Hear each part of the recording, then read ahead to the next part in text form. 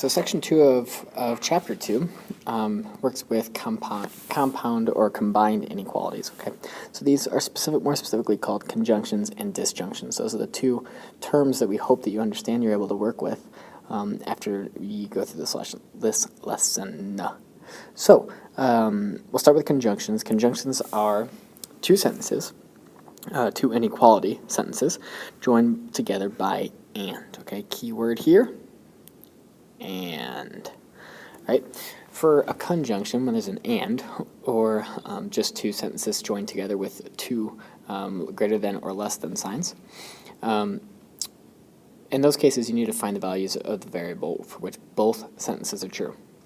Okay, so there's going to be normally less true answers for a conjunction than a disjunction. Okay, so a disjunction, same idea, except these are or problems. Okay, something or something else. For these, all you have to do is find the values for which at least one sentence is true. So it could be both sentences are true, or just one, or the other are true. Right? So normally for a disjunction, there's more possible answers than a conjunction. Okay, so see what these look like in examples. We're going to solve in graph. Okay, so one thing you might notice here is these don't have an and or an or, right? This one has an or, so it's very obviously a disjunction. These three don't have either. Okay, so when you don't see an and or an or, and you just see two less than signs, two greater than signs, a less than, an equal, and a less than, that tells you that they are and problems. Okay, so those are all conjunctions. So for number one here, for a conjunction, you could just solve them straight across. You could just subtract 3, I'll show you because it's a little different, to all three different sections. Okay, so let's do that. We got negative 5 is less than or equal to negative x, which is less than 1. Okay, now we can divide negative 1 to all three of them. Remember, we're dividing by a negative, so we're going to need to flip the two signs. So we have 5 is greater than or equal to x, which is greater than negative 1. Okay, that would be the answer. Another way to write this is that x is greater than negative 1 and x is less than 5, less than or equal to 5. Okay, that's another way to write something like that. All right, so to graph it, we put our 0 on there, our negative 1, our positive 5, closed circle at 5 because of less than or greater than or equal to or less than or equal to, however you're looking at it, and an open circle at negative 1. Now, where is x at? For all of these problems, where it looks like this basically tells you that x is in between those two numbers. Okay, so you shade the in-between part, just like that. Number 2, or problem. So you got to solve them separately. Okay, so we just subtract the 7. Oh gosh, I can't even draw that correctly. Okay, c is less than negative 3, or negative c is less than negative 6. Divide by negative 1, flip the sign, c is greater than positive 6. So those are our two options. Okay, for something like this, got to graph it. Negative 3 on there, positive 6 on there. So it's either greater than 6, open circle, or less than negative 3, open circle.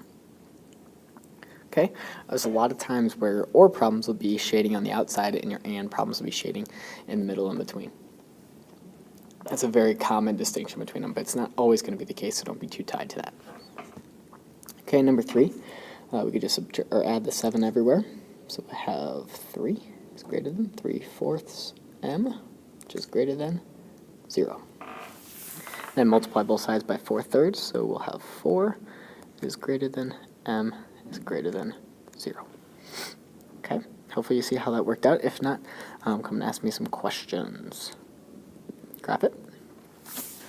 We've got our 0 there. We've got our 4. We've got two open circles. M is on the inside between the two because it's got to be greater than 0. See how it's greater than 0 and less than 4. Greater than 0, less than 4. That's it. And lastly, number 4. We can just add the 2 everywhere. Very simple problem.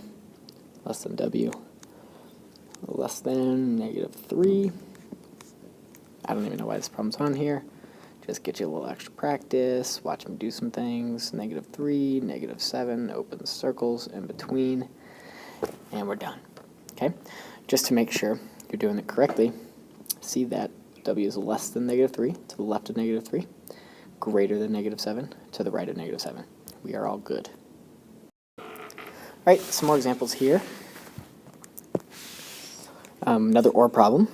All right, these are going to get a little bit more tricky eventually. So we're going to subtract the 8 over. It's less than -7. Negative m is less than -7. And so m is greater than 7. All right. For this one, it's an OR problem.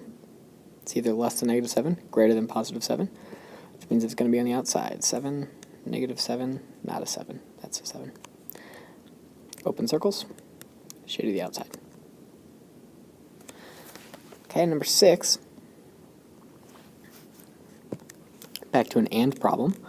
All right, let's move the 10 first. Then we'll divide by -3. So remember, we're going to change the signs. I sometimes do it like that, change them first so I don't forget. We have -2, +3. And so I know y is going to be in between -2 and +3. Open circles of both. Double check it. Y is greater than -2 to the right of -2, to the left of 3. We're good to go. And number 7. Got two different problems here. So s is less than or equal to -6.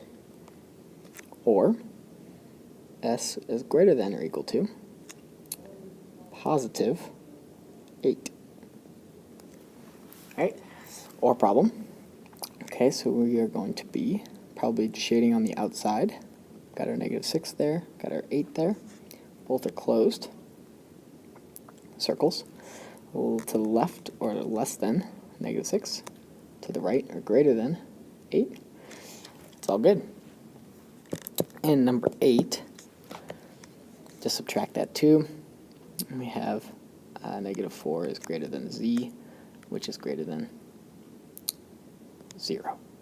Okay? No, add the 2. Add. I knew I messed that up. Whew. 0 greater than 0. Z greater than 4. Positive, that's right. Okay. So we have 0 is greater than z, and z is greater than 4. Now, this is where you have to be careful, because you have to ask yourself, this probably looks just like any of the other conjunction answers that we had. All right, but when you try to graph it, you throw your 0 on there, you throw your 4 on there, you throw your open circles on there. If you just shade in the middle, you're going to be wrong, okay? Because z is supposed to be less than 0. So that means on the outside. And z has got to be greater than 4, which is on this outside. Now, here's where you run into the issue. This would be true if this was an OR problem, but it's an AND problem, okay? So there's no overlapping between these two. Otherwise, the overlapping portion would be the ones that we would shade. So this graph is actually incorrect, okay? This is also incorrect, okay? Because that's not possible. Your z can't be less than 0 and greater than 4. So the answer to this problem is no solution, or the empty set. Okay? That's a tricky kind. All right, and number 9, we've got to get rid of that negative, so we'll just divide it out, flip the sign. This is an AND problem, and I actually wrote out AND this time. All right, so we'll do the negative on that side. Well, we can solve them separately. So let's keep solving this one. Add the 1 over, less than 5. And we have 1 minus k is greater than 4. Negative k is greater than 3. K is less than -3. Okay? So, for this one, remember it's an AND problem. Because it's an AND problem, I'm going to graph both of these and I want to see where they overlap, and that will be the answer. Okay, so I graph it. Got my 0, my 5, my -3. open circles. Now, k is less than negative 3, looks like this. K is less than 5, looks like that. Now, what we need is because it's an AND problem, we need wherever they overlap, okay? So we need wherever both are true. Well, this space right here, okay, only k is less than 5 is true. Okay, so none of that is going to actually be part of this. We just are going to begin to this left side of negative 3 where both of these inequalities are true.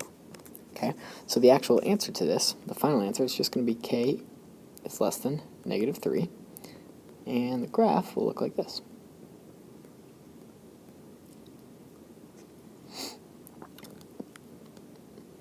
Okay, so I know that that might be, this is the correct answer. None of this stuff is. All that work is important over here, but this is the correct answer.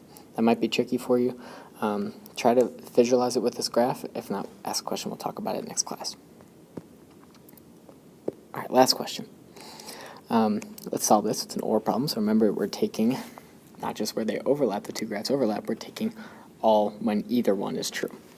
Okay, so we've got 2f is less than negative 10, f is less than negative 5, or 0.1f is greater than or equal to negative 0.5. Divide by 0.1, f is greater than or equal to negative 5. Okay, so this one I have to graph it. Notice that negative 5 is the only important point here. All right, I have both an open circle and a closed circle here. So the closed circle takes precedence because it's an OR problem. If it was an AND problem, then the open circle would have to take precedence. And we're going to be less than negative 5 and greater than negative 5. So the final answer to this problem would be all reals. Take a look at that graph. The whole thing's filled in. So the answer is all reals. And that's it for section 2.